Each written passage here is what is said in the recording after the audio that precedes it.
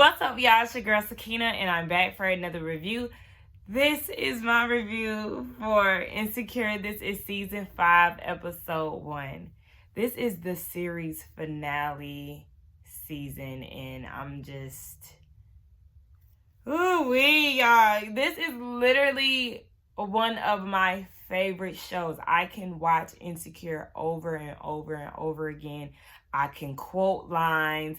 I can laugh as if I've seen it for the first time. It's just so relatable. It's timeless. It's hilarious. It's just for the culture. And I'm so sad to see that this is the last season. But we're going to make the most of this season, okay? So let's just go ahead and get into it before a thug start crying. Nah, I'm playing. But we see that Kelly, Tiffany, and Derek are in the car. They're on their way to Stanford, which is the college that they all attended. Kelly is scrolling through her timeline, and you know, Kelly is real extra. So she reacting to everything real loud because she just can't believe all the stuff that she's running into. And Tiffany is like, girl, you cannot do that this whole trip. Then Tiffany mentions Molly and her Instagram page and how she's taking pictures at angles and, you know, doing the most with her inspirational quotes that Derek seems to find inspirational. But, you know, it's been 2 months after Andrew had broke up with her. So that's confirmation that, yes, because remember, we wasn't really too sure if they broke up or not. But, yeah, they gave us confirmation. It's been 2 months after Andrew, and sis is really going through it. Now, Tiffany is like, look, let's not talk about Molly or Issa's mess. This weekend is for us, so let's just go ahead and enjoy it. We see Issa flying into San Francisco, and she's getting into a car. And I knew she was going to get into the wrong car. And in true Issa fashion, she did. She trying to figure out what her car at. She asking the driver of the car that she got into, y'all don't talk before y'all shift start? Like, where's my car? Girl, don't nobody know shit. So the gang is all here. It's Molly, Issa, Tiffany, Kelly, and Derek. They all went to school at Stanford, so it's their 10-year anniversary since they graduated. And Issa is actually on a panel. Now, her and Molly are dressed alike, and you can see that there's this awkward encounter between the two of them. Like, they're still trying to find some type of footing with their friendship after their breakup. We know last season they had, like, last season was very hard for the girls. So they trying to get back right, but it's just very awkward. Issa is a part of a panel, and we find out that she has a new name for her company. Remember, she's like a curator in the community, and she threw the block party and all of that last season. And the name of her company is The Block. So it's Black... The Block. Why? Where did the L come from? Wait, I'm just... because I was looking for what to say for the L, and I was like, wait, okay, so maybe Black, like BL, maybe that's where she got blocked from. Okay, obviously so. But it's Black Opportunities, Culture, and Connection. This is Issa's business, and for some reason, sis cannot get it right, okay? And I found myself struggling, too, with that last C throughout the episode. Like, dang, Issa, like, now you didn't put this on me, and now I can't get right. This your company. I'm going to need you to, you know, girl, get it together, feel comfortable in saying what you know, what your business is. So Molly is supposed to be disconnecting this weekend and really being present and living in the moment. Shout out to Dr. Rhonda because she's still in therapy, and we know that Molly needs that, okay? Issa, she can't remember people's names. So they walking down, I guess, the quad or whatever you want to call it, and she's running into people, and she hitting them with the, hey! And ironically enough, I could definitely relate to that because anybody that follows me on Instagram knows that I just celebrated my 10-year high school class reunion. And it was some people that I could not remember, y'all. And I just had to be really honest with them. Like, I didn't want to be fake and like try to act as if I remembered their names. Of course, I remember who they were, but it's just like, well, you haven't seen somebody in 10 years and they're not in your face every day for 4 years or whatever, because, you know, some people I knew since middle school or whatever, and I'm just like, oh, baby, what is your name? I'm sorry. We should have wore name tags because I couldn't even front. But Tiffany called her out on it like, girl, we already know that you cannot remember who it is. So Molly and Kelly, they went aside, and Molly is asking, when you and Tiffany went through y'all's situation, how long did it take for y'all to get back right? And it's just a work in progress. Kelly was like, you got to ask her what she needs. Is she scared? Does she have her 2 big toes? Y'all know Kelly always gonna say something outlandish. So she was like, it's just a work in progress. You just gonna have to let it be and let it grow over time, because she done laughed at so many bad jokes that Tiffany done said, because obviously her punchlines don't be hitting. So, girl, listen, you just gotta thug it out until y'all really get on. It's gonna be fake on before y'all actually really on. So, they go to this union or wherever they at, where they see a lot of people that they went to school with. We get introduced to this character named Cheyenne. Cheyenne is that party girl who is very loud. Come to find out, her, Issa, and Molly was a part of this rap group called Trap Habits. Child, listen. They went to go meet up with Cheyenne, and she, hey, girl, oh my God. You know, everything is just very over the top. I get really like that with some of my friends, and it could be annoying sometimes, especially like on the outside looking in. But when you're dealing with high energy and positive people, especially if you ain't seen them in a while, baby, it's just... the energy is up here, and it's just a good time overall. Now, Cheyenne, they get to singing this trap song. What is it? Trapping niggas is a habit. Leave him with the baby. Tell his mama she can have him. Drop that baby off. Child, listen. I said, I could not get the cadence. Every time Cheyenne would spit a rap, I'm like, if this is what y'all giving, I'm upset. Y'all just need to let Issa be the lead singer, because Issa and her rhymes, they be going, they be flowing. I be relating. But the whole group thing, baby, is giving no. It's giving rejects. I'm gonna need y'all to stop. So Molly and Derek, they're mingling with these guys. I guess they're frat boys or whatever. And all of a sudden, Derek and one of the guys just leave and mentions that Amari, the guy that Molly is talking to, is recently divorced. Amari is her friend with benefits, and she said that she was the only one giving out benefits. I said, okay, so what does that mean? Was you just giving him head, Molly? Like, what kind of benefits was you giving, and he wasn't giving you nothing but a twin-size bed, and he talking about he done came up, now he got a king size. Boy, please, I don't want to deal with you. You know, and even dealing with my class reunion, I realized that even though it didn't happen to me, and I'm happy about that, but a lot of the guys was, like, really on my best friend, like, oh my gosh, I had a crush on you in school. And I'm like, okay, that was obvious. A lot of people did like my best friend. But the way that guys act when you're in their face and you haven't seen them in a while, it gives off very thirsty tease. Like, all right, yes, we ran into each other, but laying it on thick is just, it doesn't come off natural. So how about you just mingle with me first, because we haven't seen each other in 10 years.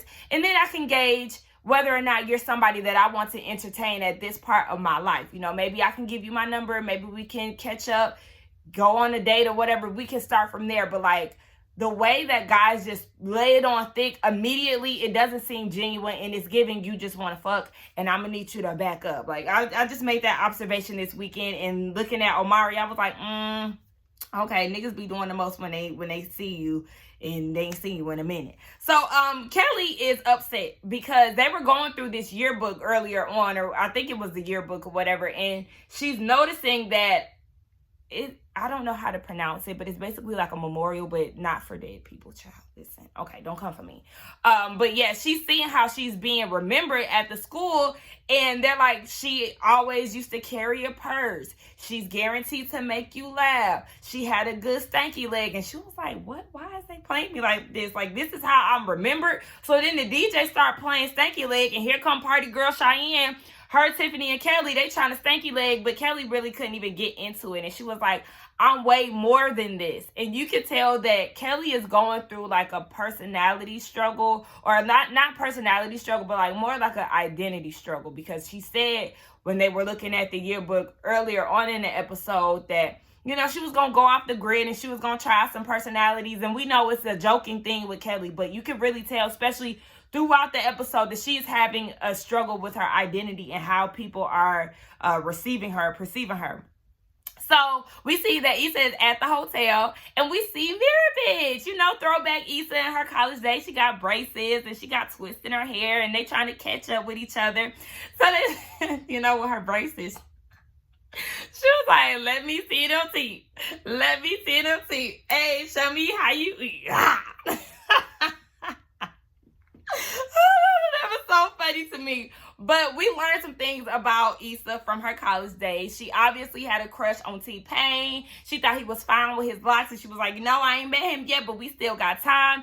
We found out that she was actually working towards a law degree, and her and Molly was supposed to start up a firm together. Okay, fun fact, because I definitely could not see Issa in a lawyer role, but go off, sis. We also learned that, or Issa tells Throwback Issa that she had started up a business, you know, The Block, Black Opportunities, Culture, and Connection. You know, she, of course, got the C wrong, but it's all right. As far as the man, she ain't got that right now. It's real complicated. She in a relationship, but it's complicated. And she also told Throwback Issa, Jamal's cheating on you, girl, so get it right. And as far as them abs, she ain't quite there yet. I said, shit, she there for me. Hell, give me that stomach, Issa, because it's on flat. And then she leaves, but before she does, she said, an app with pictures, invent that and call it Instagram.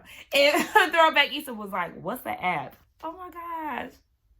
The apps is, yes, girl, listen. I'm trying to act like I'm just old as hell. I was like, the apps exist when I was in college. They definitely did. Apps existed when you was in high school as well, Sakina. Like, girl, you ain't that old. You only 28, girl. Only 10 years out of high school. Anyway, we get down to this panel that Issa is a part of, and we see that one of the guys is quoting Biggie, because I went from negative to positive, and it's all and if you don't know, now you know, nigga. We see Kelly, she in the audience, and she was like, you know, he's speaking the truth. She relating to him. Now, the host of the panel is asking Issa what lessons you've learned with your journey to below CC. She was like, well, first of all, I know that I blew the logo because it's not called Below CC. It's called The Block, okay? So she said that she learned to be authentic and merging her ideas with passions, and she really has pride for her city. So that's what keeps her going. And the audience is real stiff with my sis. Ain't nobody trying to give her no type of energy. And I'm like, excuse me? What's wrong with what she said? It's real dry. So when she realizes that the audience is not really connecting with her, she starts singing, to live and die in LA. It's the place to be. You got to feed it to know it. Listen, but nobody was feeling her, okay? I'm like, okay, y'all really doing my girl dirty. And then they asked the same question to another lady, a part of the panel, and she was like, well, you know, I just learned to invest in myself and believe in myself because people are investing into me just like they're investing in my business. Baby, she got a round of applause, okay? Hit him with one of those. That boy is good. Shout out to Coming to America. If y'all don't know the reference, I'm sorry. But anyway, yeah, I was like, oh, okay, well, stiff crap. Listen, y'all. These faux locks, one thing about them, if they don't do nothing else, they gonna snag onto something. It's a struggle, but I love them. Anyway, yes. So then the host asks, when did they think that they were on the right path, you know, with their career journeys and whatnot? And Issa says she doesn't know if she's on the right journey. She said that, you know, she may wake up tomorrow and realize that this was all a mistake and she wasted her time that she'll never get back. And I really felt for my sis in this moment because we know that Issa is having this struggle of finding herself, and she's been that way. She's been that way this entire series from episode 1 down to this one. And we thought that she was, you know, getting her shit together in season 4, but, you know, she's still very insecure in this moment. It's very telling, and it shows. Because I just feel like it's very hard to be in a space of uncertainty, especially when you're on a panel with people and they have an answer to that. It's just like, oh shit, I don't know. But I appreciate her honesty because it was a real moment. You know, she's struggling with her career path. She's struggling in her relationship. My sister's trying to get her shit together. She just don't know how. But did y'all hear the host? It was like, woo, well, I'm glad I work a 9 to 5. What an asshole, but whatever. So after the panel, you know, the girls are hyping her up, and she was like, you know, this is just the first of many, and they go separate ways, and Molly wants to go and get a drink with her. So they go and get some food, and they're walking and talking, and Molly is getting a text from Amari, and then she starts to, you know, go into Molly mode. Well, I just want to know, he just recently got divorced. What did he do? What did she do? What's going on? And then she realized that she was like, oh, I ain't even supposed to be doing this right now. Like, I'm supposed to be present, living in the moment. I wasn't even thinking about this man yesterday.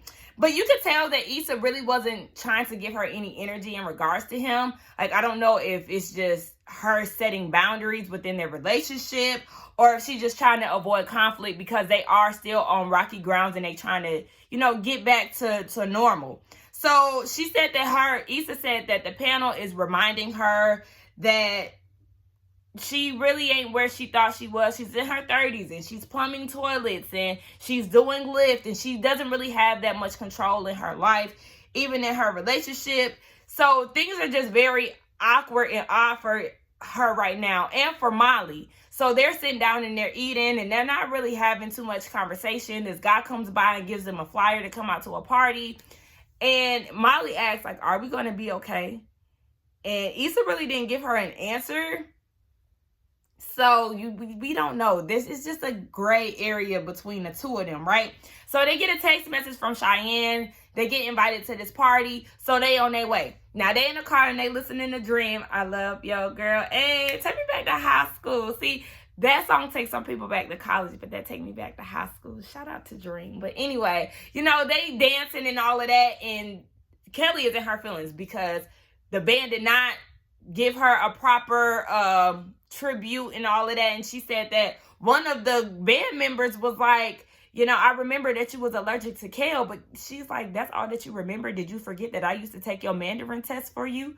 Hello? Like, I used to put in work for you, bitch, and that's all you could remember from me? So Cheyenne and them, they start cracking jokes, and Cheyenne busts this rap about her being allergic to kale. And I'm like, what did y'all see in Cheyenne and her rapping skills? Because, sis, you're falling flat. You don't have what it takes to be a rapper, man. I'm going to need you to give it a rest. Now, Kelly is getting annoyed because they are not taking her serious. And I know one of my coworkers, he has an issue with this too, because he is the goofy one out of the group. And when he says things, people laugh about it. And a lot of the times it's his delivery. We know that he is like the lighthearted, fun person in the group, but it is hard for that person, that funny person in the group, to be taken serious because everything is a joke. So I could understand her frustrations with that. But Cheyenne asked them to go to the liquor store because the place that they was going to, they usually put water in the liquor. And Molly and Issa, they go to the liquor store with Cheyenne, and they end up getting held at gunpoint, child. They had to give their bags up and all their money. And, you know, Cheyenne is laying it on thick and she hollering and screaming. And the robber is like, damn, Shy, like, chill out. And they're like, Shy, hold on, wait. You know him? And that's, of course, that's when we know that it was a setup. So Cheyenne was like, damn it, okay, shit, fuck it. Molly, you gonna have to come off them shoes, sis. So Molly had to walk around barefoot. Issa tried to give Cheyenne her shoes, and she was like, bitch, I don't want them. Don't nobody want your dusty ass Chucks or whatever it is that you wear, Issa. I'm sorry, but you are not the fashionista, sis. We want Molly to come off them heels. So that's what she had to do.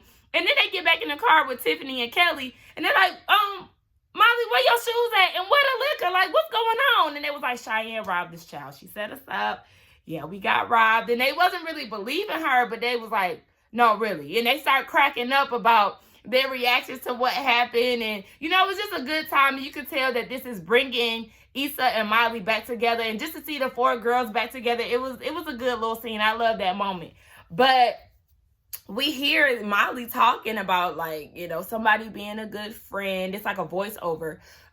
Somebody being a good friend. And then we realize that they're at this diner, and they're talking about Kelly. So they got like a stack of pancakes with a candle on it, with her book open with all the things that they said great about her in the little college yearbook. And I was scared. Okay? I said, Tiffany, what do you mean? What flood? What happened to Kelly? Where is Kelly? I was nervous, but she was just saying some nice things about my girl. And she was crying, and Derek is like, y'all extra as fuck. Like, what the hell is this? The guys from the party that they were supposed to go to last night came up and was like, where y'all was at last night? And oh, by the way, Molly, Amari was looking for you. I just want to let you know that. So they leave the diner, and it's Issa and Molly standing in a parking lot, and she wants to get Issa's opinion on Molly wants to get Issa's opinion on Amari. And Issa's like, oh, you want my opinion? Okay, well, I just feel like you wasn't worried about him back then. You was just really going with the flow. So I feel like you don't need to worry about him right now. And that's what I admired about you back then. You know, you just always went with the flow and knew that you were going to be great. And at this point, not Molly, but Issa, she just wants to focus on moving forward and not just worrying about where she should be and things like that. Look, I'm trying to make sure that I worded it right. Yeah, she just wants to move forward and not be stuck on where she's at now. So her and Molly, they both, you know, come to agreement that they do want to move forward. And I feel like that's a good way to look at life, especially when you've hit certain points where I feel like I should be here at this age, or when you had high hopes for yourself, like in your early 20s, you know, we thought that we was going to be partying and living life. And I could say this for me. In my 20s, I thought that I was going to live out my college dreams. And I've shared this with y'all before, that was one of my biggest regrets, not living out my college dreams and not just being as active and as outgoing as I imagined myself to be. So I've let that college dream go, but I've also thought that my life was going to go a certain way within my 20s. I really thought that I was just going to be like this party girl who was just, you know, doing her thing, living life like the girls on TV. I always wanted to be like the girls on Single Ladies, you know, fucking up the nightlife and hitting the dating scene with options on top of options and looking fly in the streets. And baby, I spent most of my 20s working. It's nothing that I imagined it to be. And now that I'm in my late 20s, it's just like, I'm still not living the life that I want to live. I'm about to be 30, but it is a good way not to be so stuck on the things in the past or where you thought that you would be at a certain age, because it makes you very stuck on the past and it makes it hard to actually move forward. And when it comes down to age, we have like a hard time. Our society has given us these standards or these ideas of where we should be. Like 20s is the years that you figure it out. 30, you should be, you know, set and accomplished. And in 40, you should be, I guess, sending your kids off to college, and now you're living your life. And, you know, it's just like these things that people have you set on in your ages. I can't really explain it as flowy as I want to, and I'm sorry, y'all, but y'all know what I'm saying. You know, we get stuck on age, and it just really, you got to think about life in general. It goes on. People change careers in their 30s and do all of that, just like Issa did. You know, she in her 30s, she's changing careers and she's trying to figure out life. And there's people in their 40s who are doing the same. Like, you can't just put a stamp on age and feel like this is where you should be at a certain age. Just live your life, and it's all gonna come how it comes, okay? Anyway, Kelly, we see everybody is at home at this point. She's doing her podcast and she's asking her listeners some questions. She said, if you knew that the end was coming, how would you make the most of the time that you have left? We see that Lawrence is picking Issa up from the airport. Then she asks, what legacy would you want to leave behind? And we see Tiffany and Derek with their cute little baby. And then we see Molly, because Kelly asks, how would you want to be remembered? And we see Molly is in the mirror, you know, staring at herself. You know, she's probably thinking and all of that. And then Kelly asks, is there anything that you would change? So we see that Issa is in the car with Lawrence, and it's just an awkward car ride. It's very small talky, and you could tell that something's going on with Issa. So he drops her off at home, and she gets out the car, and he's expected to go inside with her. And she was like, I've had some time to think, and her eyes get watery, and he understood the silence, and he was like, yeah. And she just walks away, and I was just like, no,